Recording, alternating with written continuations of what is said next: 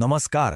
राज्यांच्या तिजोरीवर प्रचंड भार टाकणाऱ्या ज्या मोफत योजना आहेत, आज आपण त्याच गंभीर आर्थिक प्रश्नाचा सखोल आढावा घेणार आहोत.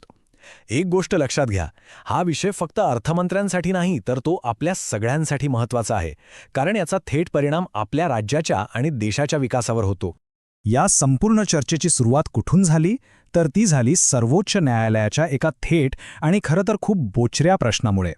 हा प्रश्न म्हणजे केवळ काही शब्द नाहीत, तर एक गंभीर इशारा आहे आणि याच प्रश्नाभोवती आपली आजची सगळी चर्चा फिरणार आहे. चला तर मग आज आपण काय काय समजून घेणार आहोत ते पाहूया. आपण न्यायालयाच्या आदेशापासून सुरुवात करू. मग महसुली तूट म्हणजे काय आणि ती का वाढतीये ते बघू. त्याचे परिणाम काय होतात आणि शेवटी यातून बाहेर पडून आत्मनिर्भरतेच्या मार्गावर कसं जाता येईल यावरही चर्चा करू. तर पहिला मुद्दा, हा विषय इतका अचानक चर्चेत आलाच कसा? यामागे एक विशिष्ट घटना आहे ज्यामुळे देशाच्या सर्वोच्च न्यायालयाला यात हस्तक्षेप करावा लागला. झालं असं की हे प्रकरण सुरू झालं तामिळनाडूच्या एका प्रस्तावामुळे. प्रस्ताव होता की श्रीमंत गरीब असा कोणताही भेद न करता सरसकट सगळ्यांना मोफत वीज द्यायची.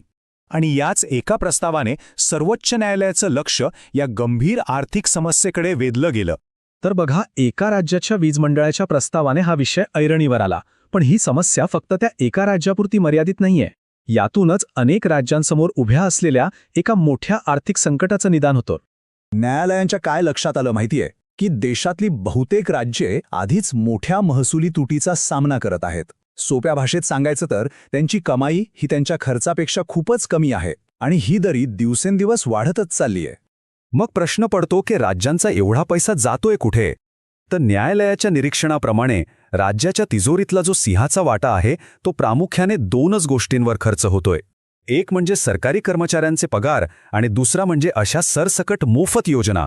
ठीक आहे, म्हणजे राज्यांचा पैसा पगारावर आणि मोफत योजनांवर खर्च होतोय. पण मग त्याने काय फरक पडतो?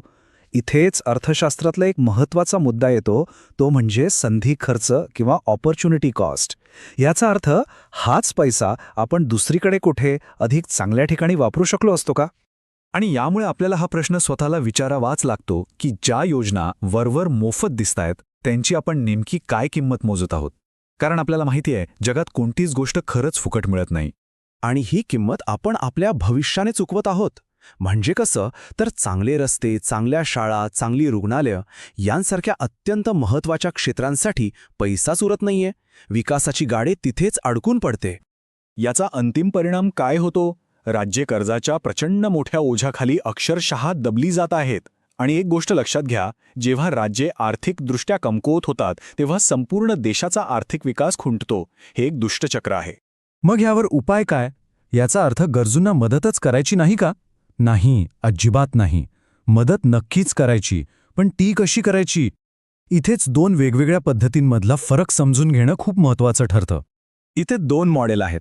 एकीकडे आहेत सरसकट योजना, म्हणजे युनिव्हर्सल सबसिडी, ज्याचा फायदा श्रीमंतही घेतात आणि ज्यामुळे राज्याच्या तिजोरीवर प्रचंड भार येतो. आणि दुसरीकडे आहे लक्षित मदत, म्हणजे टार्गेटेड वेलफेअर. ही मदत फक्त आणि फक्त खऱ्या गरजूंपर्यंत पोहोचते.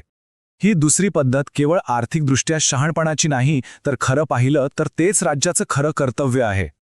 आणि बघा, सर्वोच्च न्यायालयानेही अगदी याच मुद्द्यावर बोट ठेवलं आहे. त्यांनी स्पष्टपणे विचारलंय की जे लोक स्वतःच्या गरजा सहज भागवू शकतात त्या श्रीमंत लोकांनाही सरकारी तिजोरीतून मोफत सुविधा देण्याची खरोखरच गरज आहे का? यावर आता गांभीर्याने विचार करण्याची वेळ आली आहे. बरं, जर सरसकट मोफत वाटप हा योग्य मार्ग नाहीये, तर मग राज्यांनी नक्की काय करायला हवं? असा कोणता मार्ग आहे जो त्यांना आर्थिक स्वावलंबनाकडे घेऊन जाईल? न्यायालयाने एक अतिशय स्पष्ट दिशा दाखवली आहे. लोकांना मोफत वस्तू देऊन परावलंबी बनवण्याऐवजी त्यांच्यासाठी रोजगाराच्या नवीन संधी निर्माण करा. अशी धोरणं आणा ज्यामुळे नागरिक स्वतःच्या पायावर उभे राहतील. अल्पकालीन राजकीय फायद्यांचा विचार करण्यापेक्षा देशाच्या दीर्घकालीन आर्थिक वाढीला प्राधान्य द्या. आणि याचा एक खूप दूरगामी परिणाम आहे जो आपण विसरून चालणार नाही. विचार करा, जर सगळंच विनासायास मिळणार असेल तर कष्ट करण्याची, काम करण्याची प्रेरणाच हळूहळू नाहीशी होईल. याचा थेट परिणाम आपल्या देशाच्या कार्यसंस्कृतीवर आणि एकूण उत्पादकतेवर होऊ शकतो. तर आता आपण या संपूर्ण चर्चेच्या शेवटकडे आलो आहोत. हे सगळं विश्लेषण आपल्याला एका अतिशय महत्त्वाच्या निर्णयाच्या उंबरठ्यावर आणून उभं करतं.